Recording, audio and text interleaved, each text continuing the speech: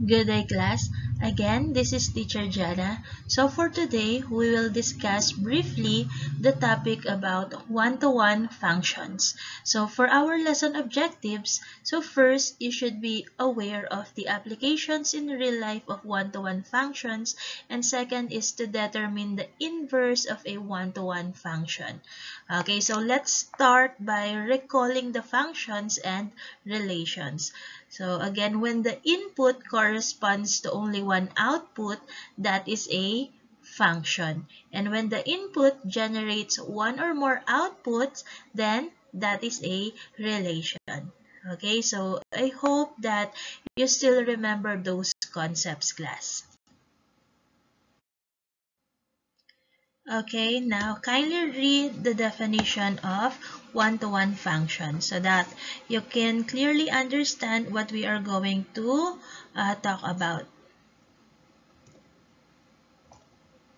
Okay, so meaning, according to one-to-one functions, each element of one set, say for example, set A, is mapped to a single element of another set such as set B. So it might be explained as having a distinct element on set B for each element in set A. Okay, so before, we are after kay domain. Binabantayan natin kung merong repetition sa kanya, di ba? But now, you have to always observe your y values. Okay? So, kung magkakaroon ng repetitions, kapag merong repetition, meaning the function is not a one-to-one function. Okay, now let's try to answer these next examples. Okay, so look at the examples. What type of representation are these two?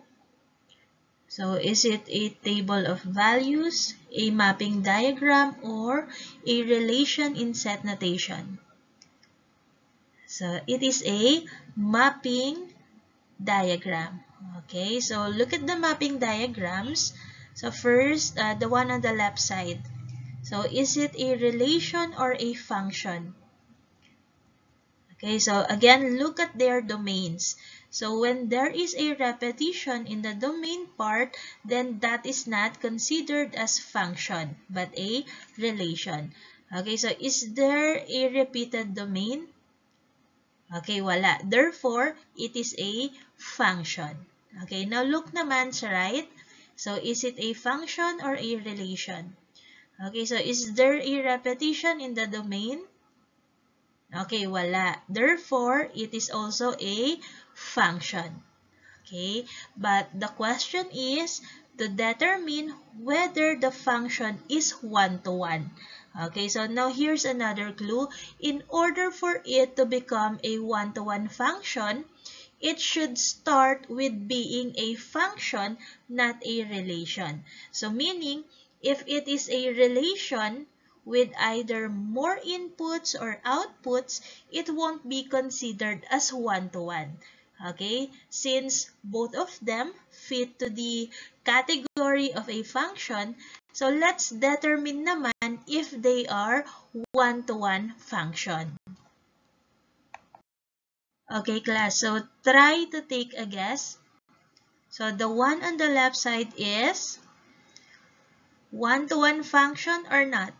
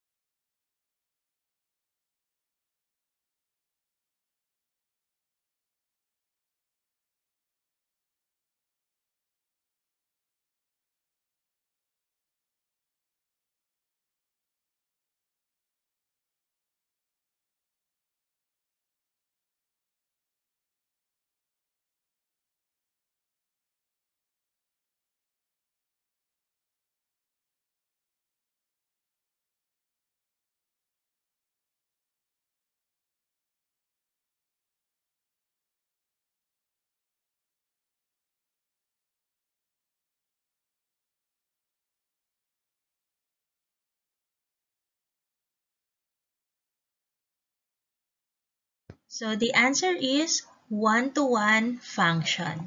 Okay, so how about the one on the right side? Is it a one-to-one function or not?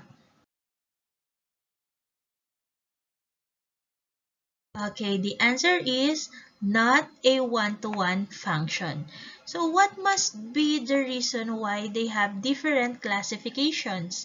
That is because the one on the left side, the domains have distinct or one distinct range as its pair.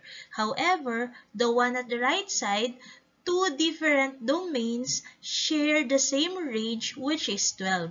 So again, when the domain of the function is paired with only one range of the function, it is under one-to-one function.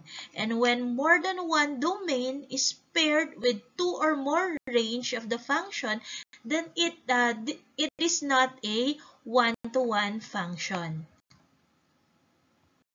Okay, so here's another example para mas maintindihan niyo siya. So kindly read and comprehend.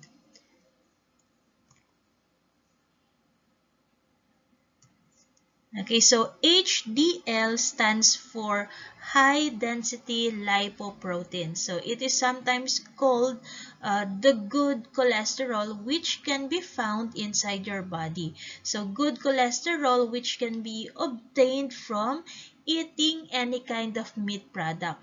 Okay, so class, it is also important to consider if you want to become a seafarer talaga. So, hindi po pinapasakay ng barko kapag kulang ang katawan ng good cholesterol.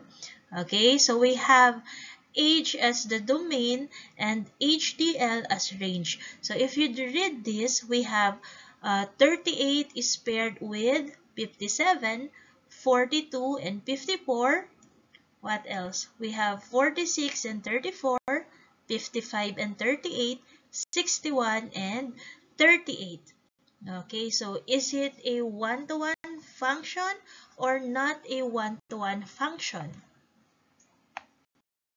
The answer is not a one-to-one function. Okay, so as you can see, nakalagay sa gilid, this function is not one-to-one because two different inputs, which are 55 and 61, have the same output, which is 38.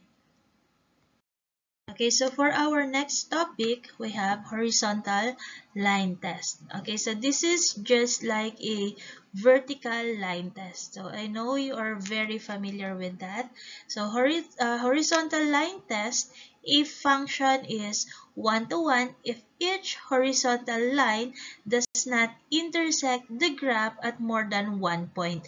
So first, it should be a function before you test if it is a one-to-one function. So, ibig sabihin, the graph needs to pass the vertical line test also before you do the horizontal line test. Again, class, so the vertical and horizontal line test means that all functions should satisfy the vertical test, and then all one-to-one functions satisfy both the vertical and horizontal line test. Okay, next. So for these examples, okay, so look at the first graph on the left. So pasado kaya kay vertical line test? Okay, yes. Then how about horizontal line test? Okay, so try to imagine na naglalagay kayo ng horizontal line. Okay, so the answer is, okay, no. Therefore, it is not a one-to-one function. Okay, now how about the one on the right? So, pass or fail kay vertical line test. Okay, so tignan maigi. Okay, pasado. Okay, how about kay horizontal line test naman? Ayan, so as you can see, pasado. Therefore, it is a one-to-one function. Okay, so kapag hindi pumasa kay horizontal line test, then it is not a one-to-one function. Okay, so again, Unahin muna sa vertical line test. Kapag pasado kay vertical line test, and then proceed ka na kay horizontal line test para malaman kung one-to-one function ba yung given. Okay? So, kapag hindi pasado kay vertical line test, relation lang yan. Pero kapag pumasa kay vertical line test, then function na siya. Then kapag pumasa naman kay horizontal line test, dun lang natin masasabi na one-to-one function naman siya. Okay, that's it. So I hope meron kayong natutunan for today. Thank you everyone for listening. Goodbye and God bless.